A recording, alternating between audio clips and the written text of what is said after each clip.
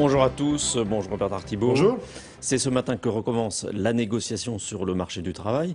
Est-ce que vous pensez qu'il y a une possibilité d'accord au terme de ces 2 dernières journées de négociation? Écoutez, nous verrons bien. Je ne peux répondre que de la position de la CGT. Nous Et vous sommes êtes une des parties. Optimiste? Pessimiste? Ah, moi, je suis pessimiste sur le sens de cette négociation. Est-ce qu'elle débouchera ou pas sur un accord? Ça, c'est une incertitude.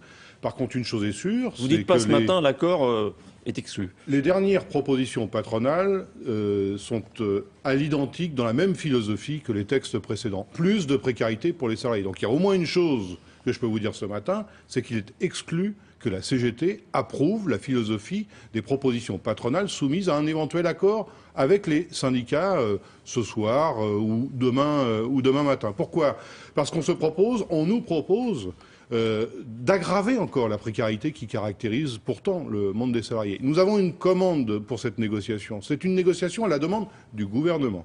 Le président de la République lui-même a dit, s'est engagé, il faut faire reculer la précarité au travail. Il faut donc anticiper. Il a parlé sur ce qui même d'accord historique. Oui, mais ça c'est le président de la République qui a pris, à mon avis, un trop grand risque en qualifiant, avant l'événement lui-même, la portée de l'événement.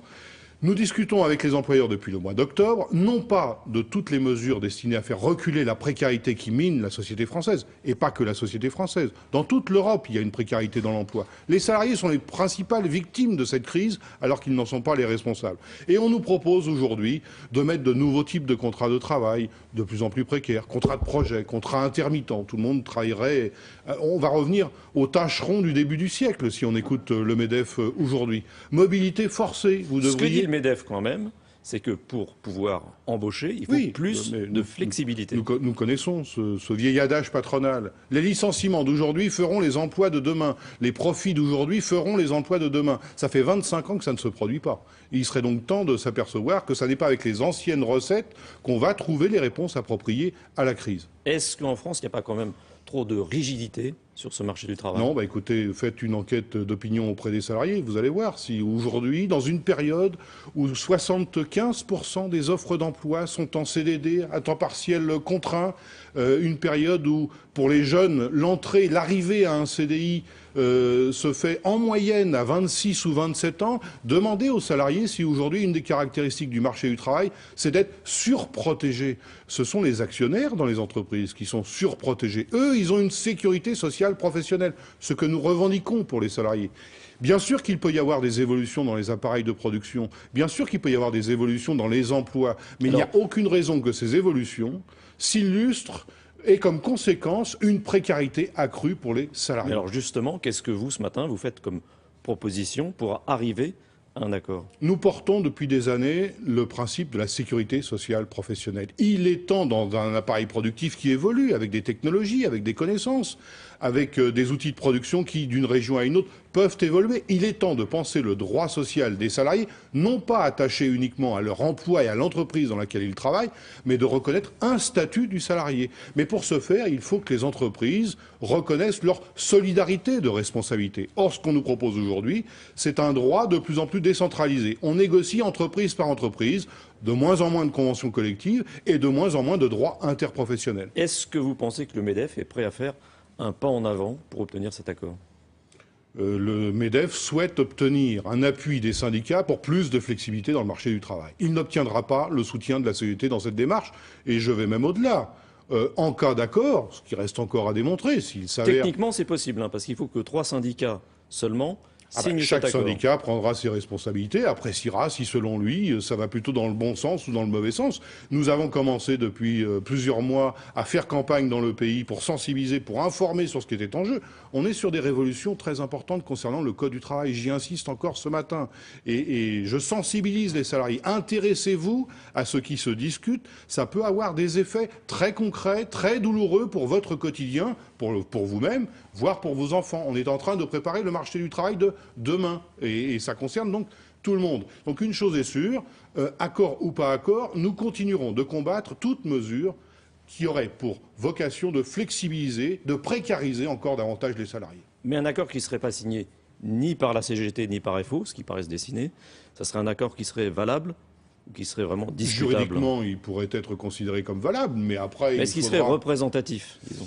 Ah bah, il y aura, y compris, une appréciation à avoir sur la qualité des signataires. Hein, je l'ai déjà évoqué. Il se peut que parmi les signataires, il y ait des organisations dont la mesure de la représentativité fasse apparaître d'ici quelques mois, elles ne seront plus, avec les nouvelles règles, habilitées à négocier au nom des syndicats. Vous parlez de la CFTC. Par exemple. Et puis d'autres organisations qui sont reconnues représentatives, mais pour une catégorie de salariés. Les cadres, en l'occurrence, sur la CGC, non pas pour l'ensemble des salariés. Ça laisse la possibilité, naturellement, à la CGC de contracter au nom des cadres, mais les cadres, c'est pas toute la population salariée.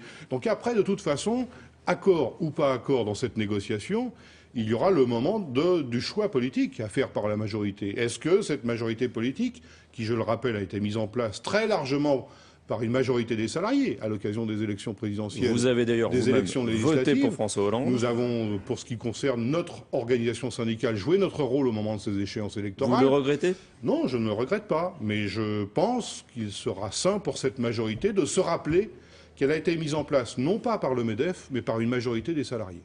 Une des questions qui semble vraiment poser problème, c'est celle des contrats courts. Est-ce qu'il faut les taxer plus?